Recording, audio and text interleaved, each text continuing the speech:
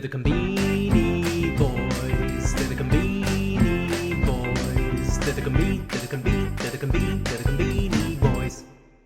Hey, Mike. Hey Matt, how are you doing on this fine morning? It's three thumbs up here, Mike, in Cambridge. It's a new day. We have a new president. Well, not until January 20th. Joe Biden has defeated Donald Trump, and that is a great thing. Don't need to engage my backup plan, which was to go on a 4-year acid trip in Oregon, where all drugs are now legal. So, no risk of brain damage over the next 4 years for me. Very excited about that. How are things over in Kanazawa?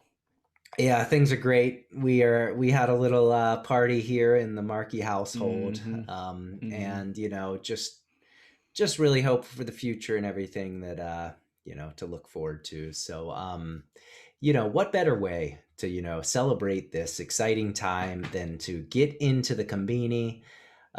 You know what I say? We just jump right into it. What do you say? Let's do it.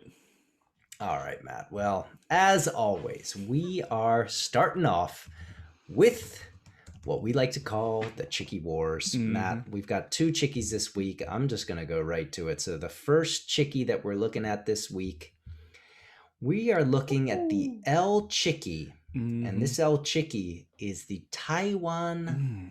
fried chicken style El Mm. Chiki. Oh yeah. As you can see here, this is a very interesting looking chiki. What are your initial thoughts? Well, Mike, I'm not sure exactly what makes this Taiwan style, but it does Mhm. look damn good. The coating is, I mean, it looks like the surface of the moon, just all kinds of lumps and craters and crispy things. I Mhm. expect this to be a crispy chicky and naturally a juice bomb, but again, not exactly sure what makes this Taiwan style. Do you have any insight into that? Yeah, so apparently, so Taiwan style fried chicken is something that you see around here, and I also didn't really understand what exactly makes it special, but apparently it's coated with a tapioca starch.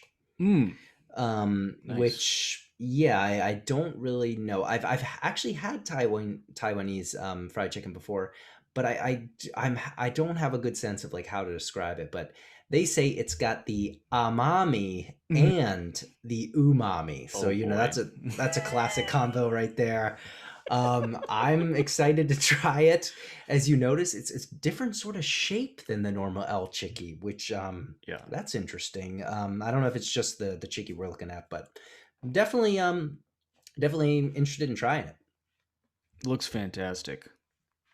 Yep. All right, and then we've got one more. This one not so much a Chicky, but boom, we have the grilled roll chicken Mhm. teriyaki cheese.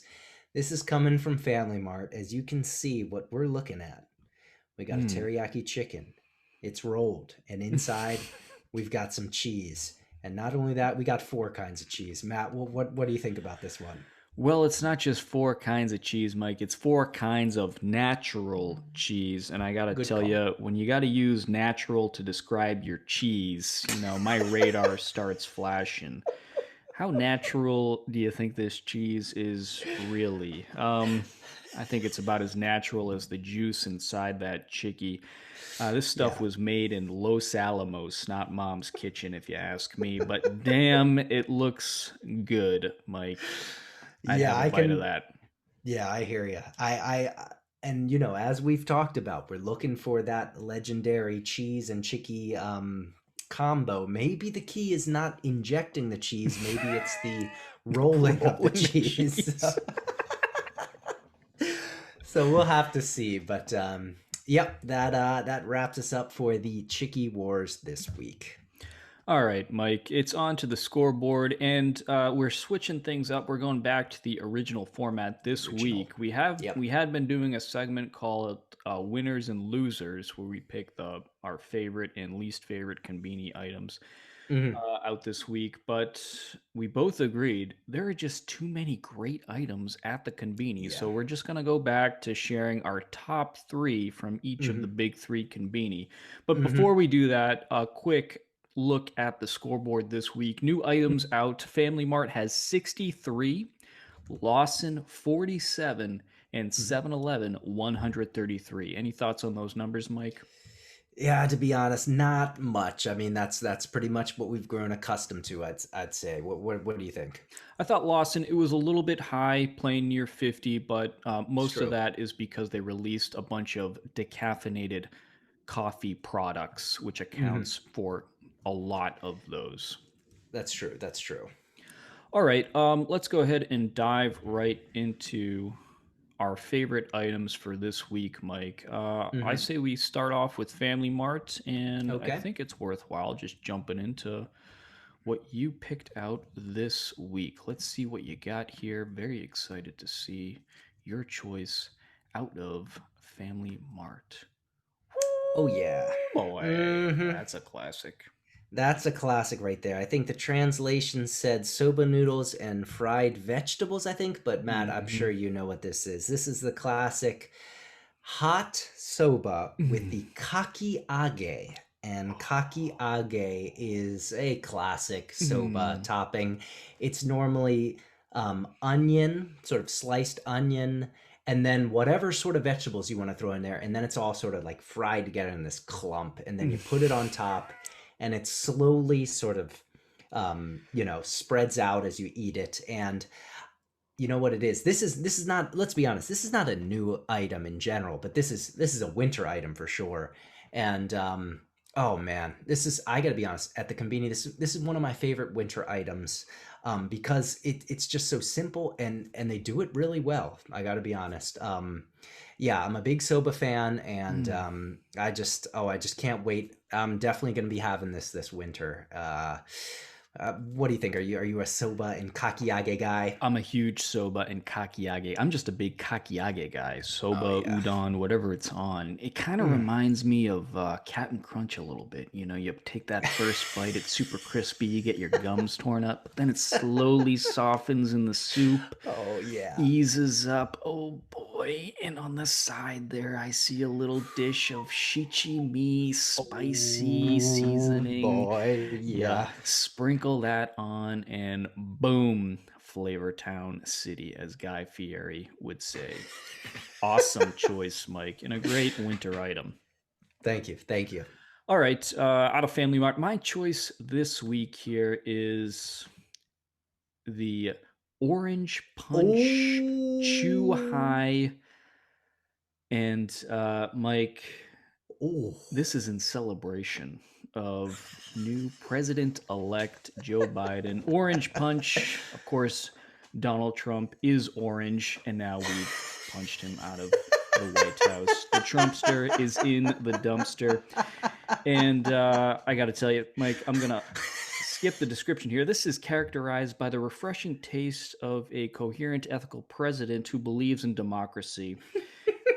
Joe Biden, in his speech last night, I don't know if you caught it, he urged us to turn down the temperature. And what better way to cool off than with a tall boy Chuhai?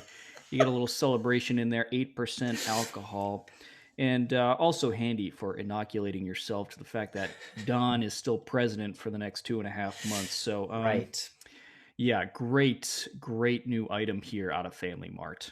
Good timing. Yes, yes, very good timing. And like you said, good to sort of ease the pain of the next couple months. 8%. That's a pretty strong boy. I wouldn't call that a true strong boy, which I put at 9, but that's a fairly strong boy. And Orange Punch. I mean, it sounds great. I love it. And like you said, this is a fitting item for the times. All right, Mike, let's say we head on over to 7-Eleven. Let's see what you got on tap this week. Hmm. What the hell? All right, let me tell you what's going on here. So if you can just zoom up a little bit. All right, so what do we got here? This is the notebook that you can put in front of your laptop computer. So as you can see, it's a notebook that's maybe about half the size. So Right. it's like not so tall, but it's pretty wide.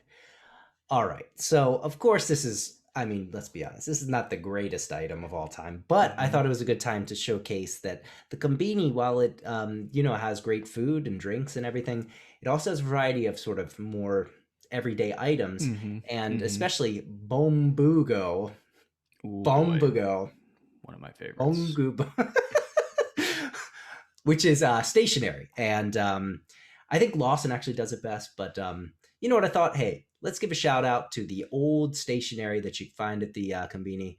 And recently I've been, we're both on the Conbini, or we're both on the computer on the notebook Passacon, and maybe you want to take some notes. You put this thing right in front, and you type in front, take a little note. I thought it was interesting, and nothing to write home about. But this is my pick for 7-Eleven. Yeah, I guess more interesting innovation happening out of 7-Eleven here. I'm not sure what would keep somebody from just putting a notebook in front of their laptop. So I'm a little bit confused by it. They did just take a notebook and they sawed it in half, so it's That's not right. quite as tall as a normal notebook. But sure, maybe this satisfies a need for some people. Interesting. Well, and nice choice, Mike, to share a little bit more of the variety that comes out of the convenience, not just chiki and cocktails. That's right. That's right. All right, so my pick out of 7-Eleven here, Mike, and this is the long Ooh. sauce katsu with sauce. Now, Mike, I'm not exactly sure what this is. In fact, I'm not really sure if 7-Eleven knows what this is because they've not provided a description. I did watch 2 YouTube videos, check out Amazon and Rakuten to try to figure out what the hell this is. I'm going to do my best to describe it, but full disclosure, this is probably an incorrect description here. What I think we're looking at, because this is katsu, I think this is panko breadcrumbs that have been fried and fused together, glued almost together with bulldog sweet kind of teriyaki sauce. And how you use this, it's not clear to me. But again, in the YouTube videos, I saw 2 kids put this on top of a bowl of rice. Oh. Yep. But that's the best I can figure out of this. Not sure, Mike. Maybe you can enlighten me on what this is. Again, this is just a strip of panko fried and fused together with sweet bulldog sauce. Yeah. No, my first intuition would be this is sort of like an item like a beef jerky. It's not a heated product, right? It's what you'd call a snack, I think. I'm not So you think sure. you just eat this? You just eat it.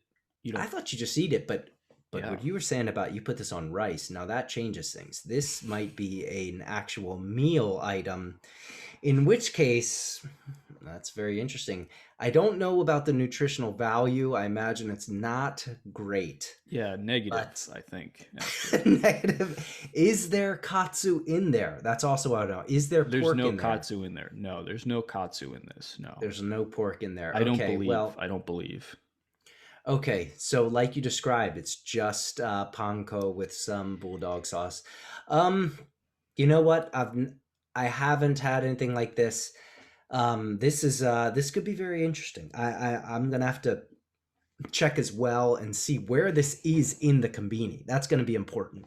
Where is it being Great presented? point. Right? If this is with the chips, we'll know one thing. If it's with the jerky, we'll know that. If it's with the the heatable snacks, that's a whole different story. So I don't know. There's a lot to uncover about this, but very interesting item, and yeah, I like it. All right, let's head over to our last conveni here. That's Lawson. Mike, what do you got picked out from Lawson this week? Yep. I've got a Ooh, refreshing little snack here. This that is the gorgeous. shrimp and avocado pasta salad. Ooh. Yeah. This is this is a refreshing little side dish right here. As you can see, it's only 157 calories. It's a pasta salad, so it's not a pasta like a main dish. That just looks really refreshing. Couple little, shrimpers there, and yeah, and then you got the avocado, which I think is maybe part of the sauce. I'm not sure. Yeah, that's what it looks like.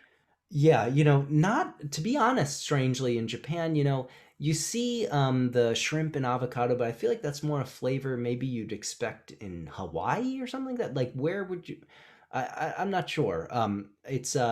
It's not completely out of, it's you can have avocado and shrimp sandwiches in Japan at various places. But and yeah, I thought it looked really refreshing and not something that you see something where it's just this simple with just these couple Simple. ingredients.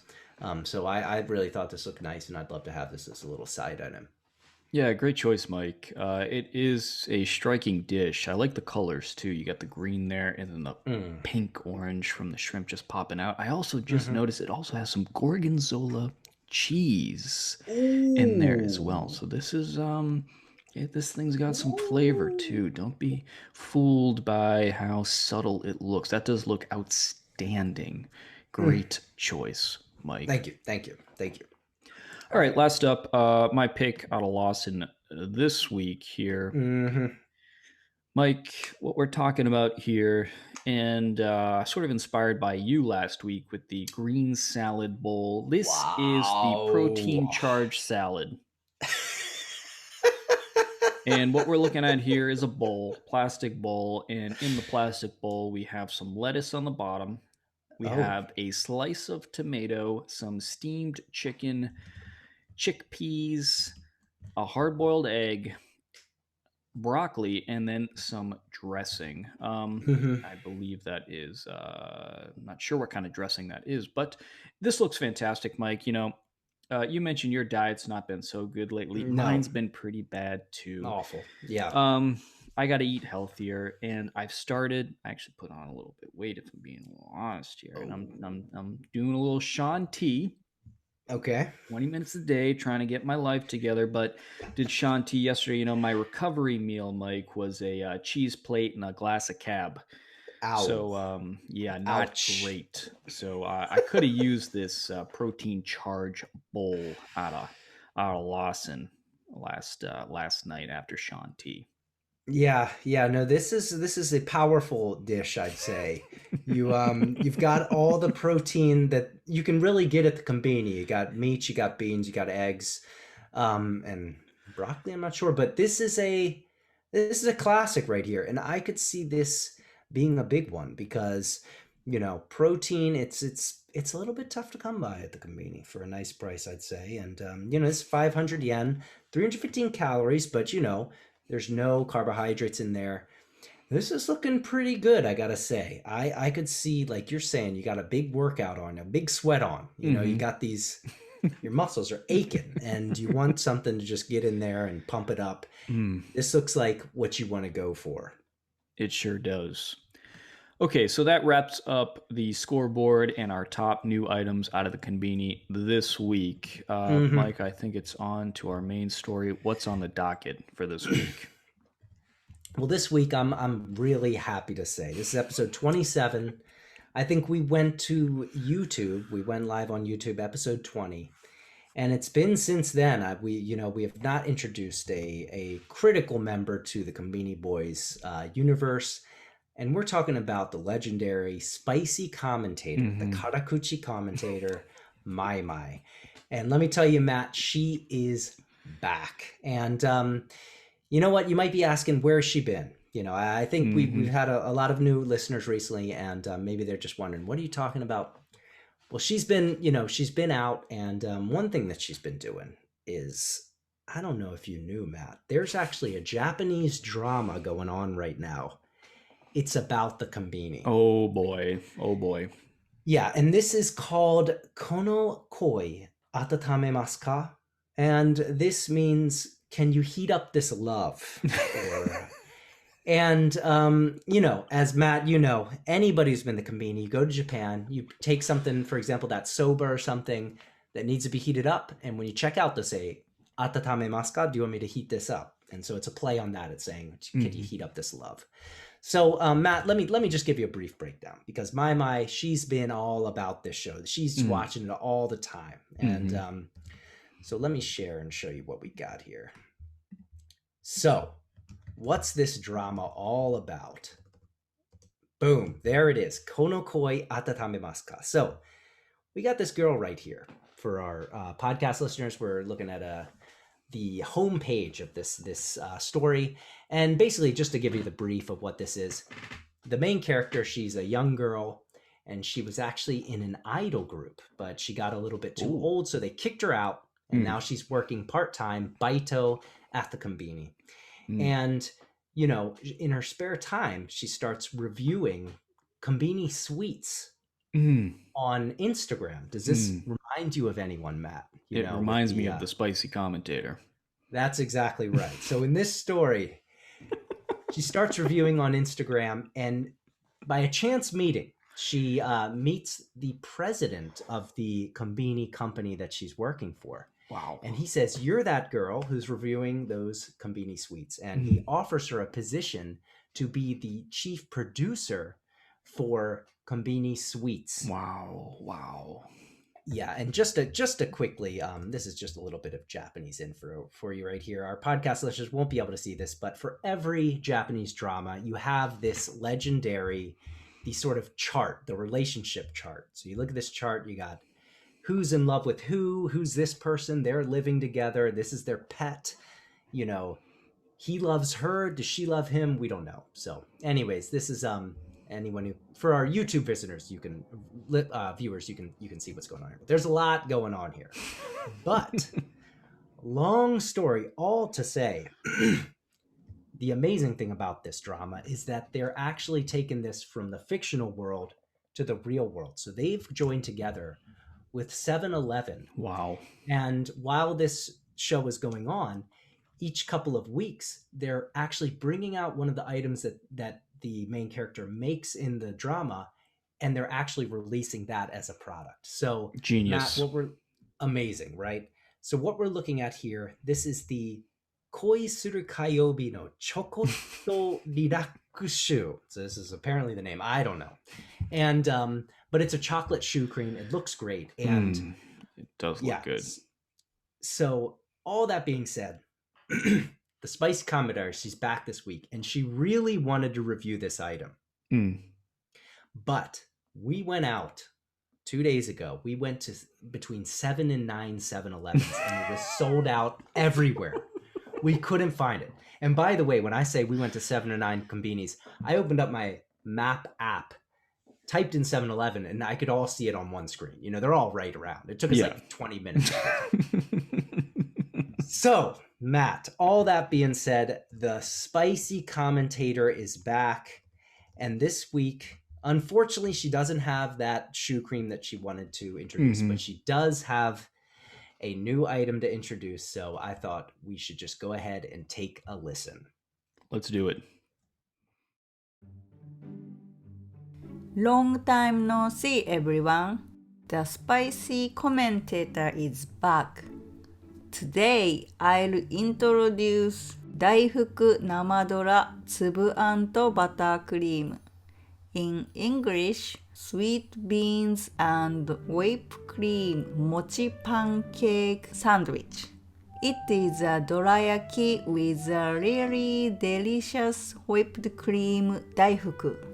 This is a combination of two of my most loved sweets.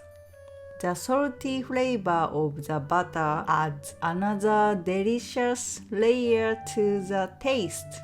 It's really sweet, so I want to drink some green tea when eating it. My score is 4 stars. See you soon. Bye! Wow, Mike, what a review. What a comeback here for the Spicy Commentator.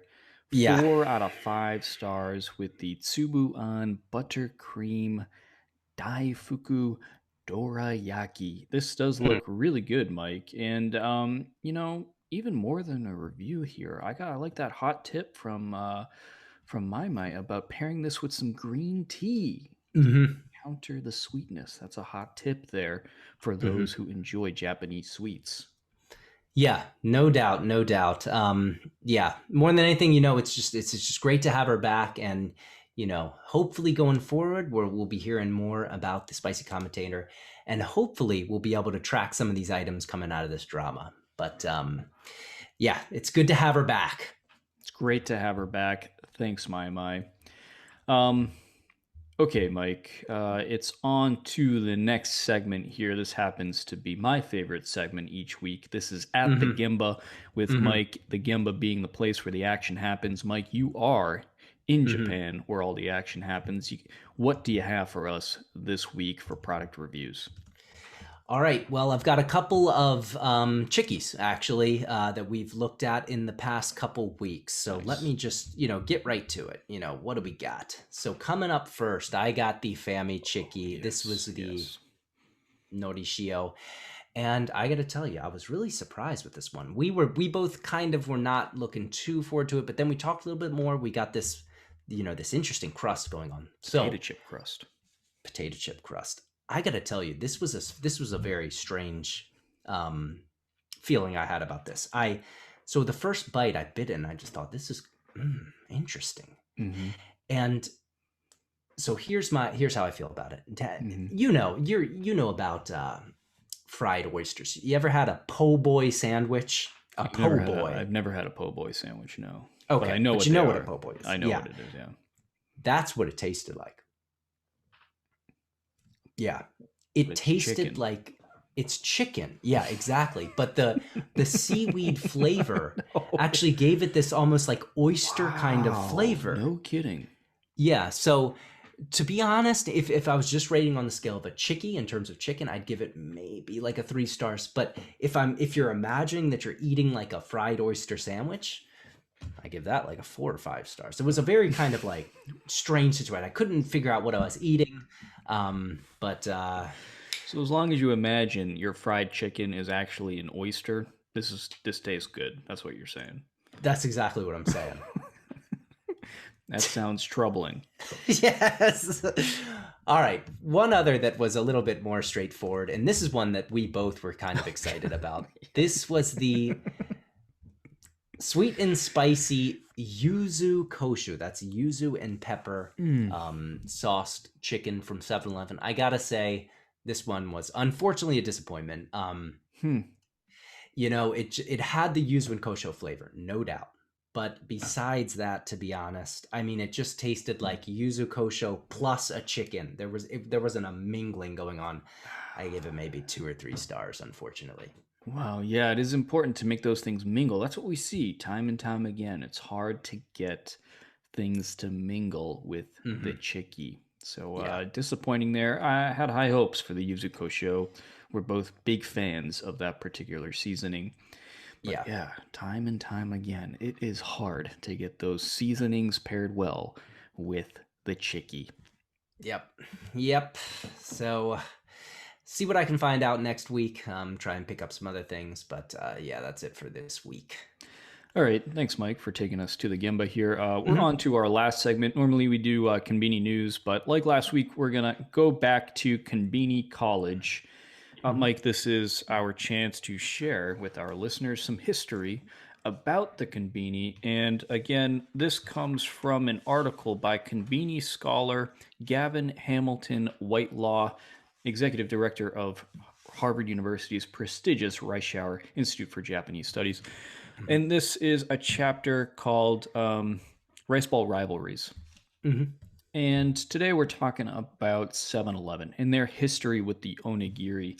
And Mike, this really was a fascinating bit of history here. Just a couple of key things to point out. First, the rice ball appeared for the first time at 7-Eleven in 1978. And according to Dr. Whitelaw here, this was really their first hit product because it touched on some Japanese home cooking. This is really something that a Japanese person would want and could access conveniently. But this was not a hit right away. It took vision and determination from 7-Eleven to pull this off. First of all, supply chain issues. They had to find a company that could make these damn things, and these were actually shaped by hand. Can you imagine that? Jeez. One by one. Also, quality problems. Their primary competition was Japanese moms. And Oh, yeah. nobody makes a better onigiri than a Japanese mom. No. They got the right seasoning, the right shape. You could probably tell whose mom made what rice ball just by the shape and flavor. And, their biggest feedback was it just doesn't taste like mom's. But they didn't give up. Again, they were No. determined, had a vision, Yeah. and they continued to improve. Kaizen. That was the name Kaizen. of the game with 7-Eleven's onigiri. They improved the quality. For instance, in fact, they've been improving it for several decades. In fact, they called it the rice ball revolution back in the, I believe it was the late 90s, where they managed to insert a puff of hot air into the rice ball to Yes. fluff the rice just before inserting the filling, a pickled plum or salmon, whatever. And there's a video of that on YouTube. We'll try to post that on Twitter so people can see what that revolution really is. Also, from a packaging standpoint, they used to have the nori separate from the rice ball. Right. Then they put them together, but they would stick. The nori would get soggy. And so over time, they developed what they have now, which is this very sophisticated plastic packaging where you're able to tear off the wrapper so that the nori and the rice come together. And then the last thing was just from a business perspective, point of sale. They collect all sales data as they're happening, and they got their lead time down from order to delivery from 1 week to 24 hours. So as soon as a salmon rice ball is sold, you got another one back on the shelf 24 hours later. So from a quality freshness standpoint, off the charts. But no, I was just really impressed. You figure this is going to be a hit right away. It was not. It took vision and determination by 7-Eleven, and they pulled it off. Yeah. No, this was a really fascinating section to the article. I really had the sense that, the development of the sort of engineering with onigiri was sort of like went, right in stride with the sort of spreading of the Conbini. It was really, they sort of spread together. It was thanks to the onigiri that, the Conbini were able to become what they were. And yeah, one little thing that I picked up that I thought was just kind of blew my mind. It said, at the start, stores sold 5 or 6 onigiri per day.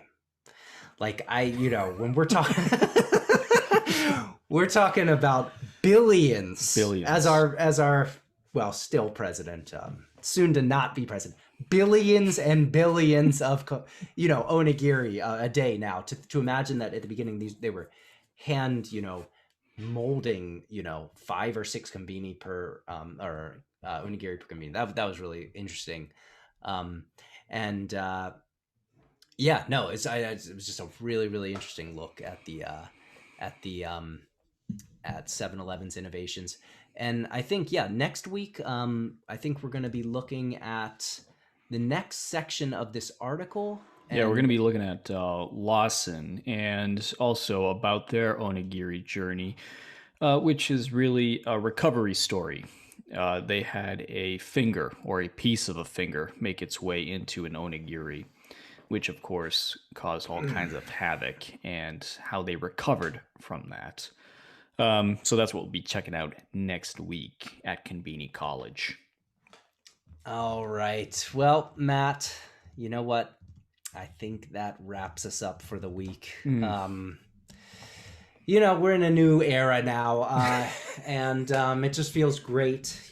Got a big weight off our backs and just enjoying the Conbini from here on, and just smooth sailing from here on out. Everybody, I just, thank you all for listening. For everybody listening on the podcast, on Apple Podcasts, Spotify, please share and give us a rating. It really helps everybody to find the show. For the YouTube viewers, subscribe and like, and we really appreciate you watching. We're also on all of the social networks. We're on Instagram, Facebook, and Twitter. And Twitter, we've definitely been active recently, so please, check us out. Give us a follow, give us a comment. We'll definitely get back to you. I don't know what the fuck am I talking about?